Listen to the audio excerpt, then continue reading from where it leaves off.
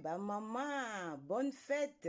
Bonne année 2023 avec Beau et Belle en direct des Suisses.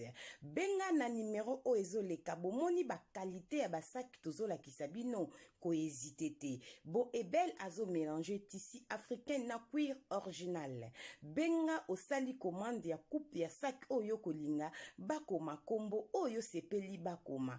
Ata kombo na yomoko tozo koma. Beau et Belle asali bino prix pona ba fête ya bonne année. Bo benga bo sala ba commande na bino balobi poste na ezali assuré. O commande lo kono na Kimia poste ekoya ko livrer colis na ndako na yo na Kimia. Beau et Belle qualité logique respect awande musala. Bravo bo moni bilamba zotonga pona bana pona ba papa bo moni ba pantalon ba papa yangoyo. Olingi moi chemise moi veste ko hésité te balobi boulot ezala maboko ya Beau et Belle. Beau et Belle c'est la qualité. Bonne fête. Bobenga biso na numéro to telibino bomoni yango Suisse. Beau et Belle qualité. Merci Beau et Belle.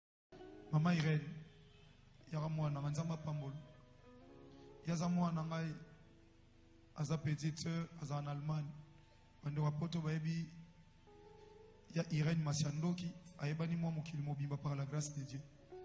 Chaque fois zara na Congo à s'absenter à une église. Donc nous avons lelo mais bandi na en église.